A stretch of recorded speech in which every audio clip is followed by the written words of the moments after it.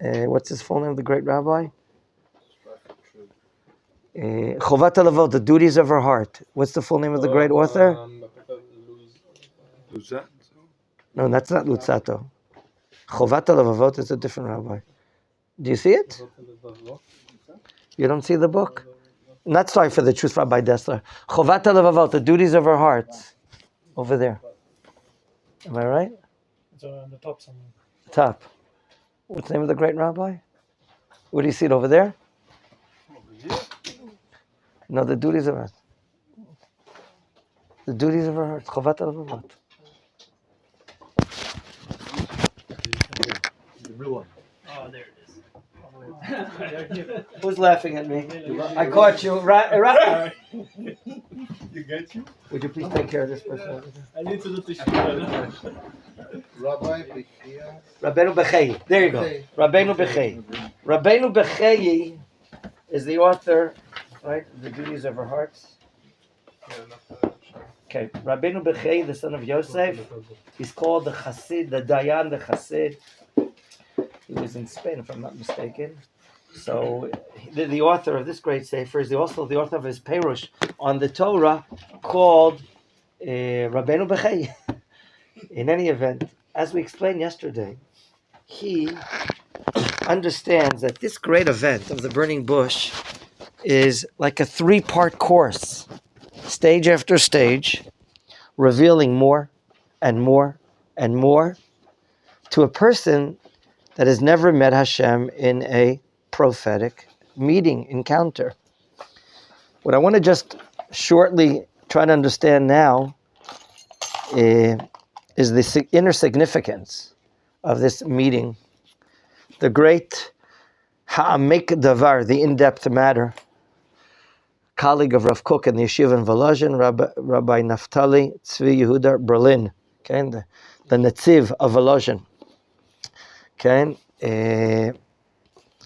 this prophecy that appears through a vision for the first time to Moshe, okay, that he merits, we noticed that it features several symbols. We saw the bush, the fire, what is being burnt, what's not being burnt, an appearance of an angel, and all these matters.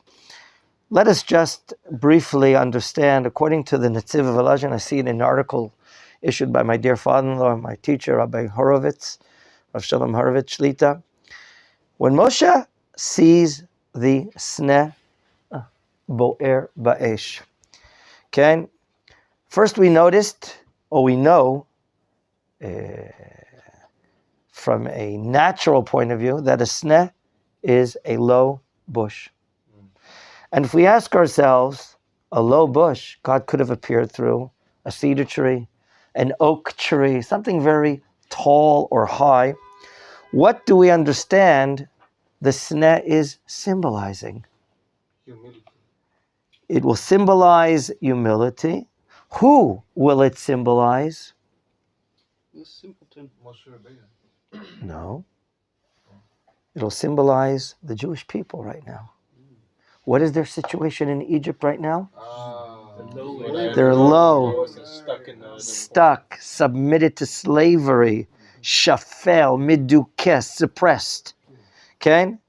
So, the sneh is representing the Jewish people right now that are suppressed, that are oppressed, slavery, low, no self-identity, and number one. And their basic benefit in society, what is it helping out? Now, what is on the sneh in the middle of the heart? Libat sneh? Eish.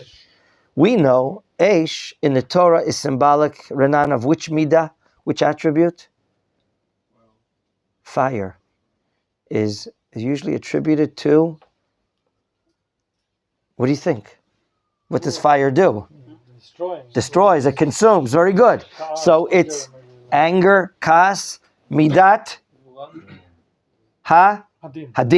Midat hadin, the attribute of judgment. But you also need to be on fire to live. Well, of course, that's a different fire, right? This fire is consuming. The fire inside all of us is giving us power and energy. That's a different fire. Hope you're not going to be sorry sitting next to me. My dear friends, this fire represents the Jewish people going through Gezerot of the Malchut, the decrees of the kingdom of Paro. Okay? And the fire's burning through the Jewish people, oppressing us, murder of children, babies, newborn babies, people being whipped and doing hard labor. That's the first Re'iyah, vision that Moshe sees. Okay? It's very hard to understand. This fire continues to be in the middle. That's also a sign of that the Gezerot of Paro continue to consume. However, we explain Hasneh Bo'er Ba'esh. What's not being consumed? What is not being consumed? The Sneh is not being consumed. If the Sneh is the Jewish people that are so low, so subdued, yet they're not dying out completely, they're not being consumed, they will never end the Jewish people. Wow. What does that mean? In order to clarify this understanding, God calls out to Moshe, Mitoch Hasneh, it says. What foundation of faith is Hashem perhaps teaching us that He's calling out? The wording is it not Mitoch Hasneh? Let's just see. Vayikra Elav Elokim Mitoch Hasneh. If we said the Sneh is Am Yisrael, and the fire is trying to consume us, yet not successfully consuming all of the Jewish people, and there's a divine call, Mitoch Hasneh, from the fire itself, it's teaching us a very important matter of faith. And this is what I want to explain. The Netziv of Volozhin explains this. The same place that there's hardship, the same point that there is suffering, which is stemming from the decrees of the kingdom of Egypt against the Jewish people, at the same place, do you know who's there? Hashem is there. Very nice. The place of the Shekhinah is there.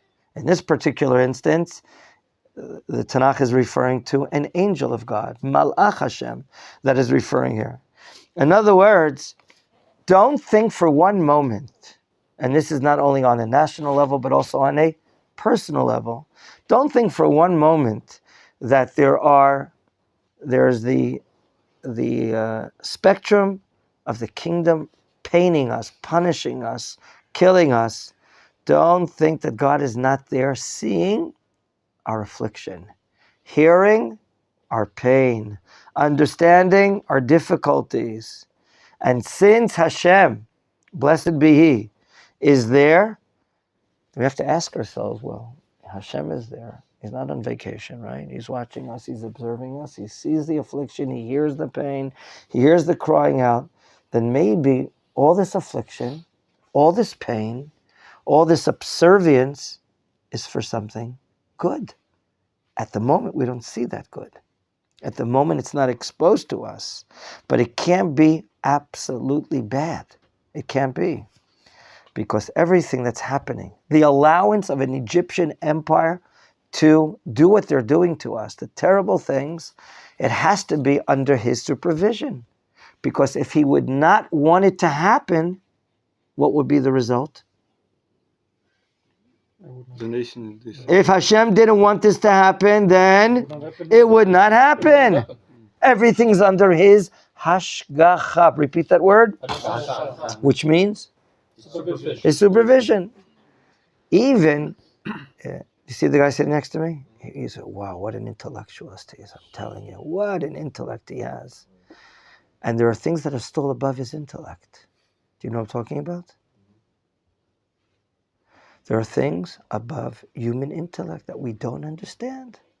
But Hashem now, introducing Moshe to the realm of future leadership, has to tell him, I'm here. I'm here. And you know what you have to do in order to understand me better? Shal ne'alecha. Little translation we said. Shal ne'alecha. And what do we say was the word shal? Remove your shoes. Shal. Do you see the word lishlol, to negate? Negate from yourself your material matters. Your matters related to the physical material nature. The material nature attached, cleaving on to the body, is like a shoe on top of your foot. In order for you to better understand God's supervision, relieve yourself from this material matter. Think intellectually. Think on a divine standpoint, because that God is truly the supervisor over. Here is a good understanding of Moshe Rabbeinu that he's getting from God here in his first prophetic experience. We'll stop here. Have a good day. Shalom.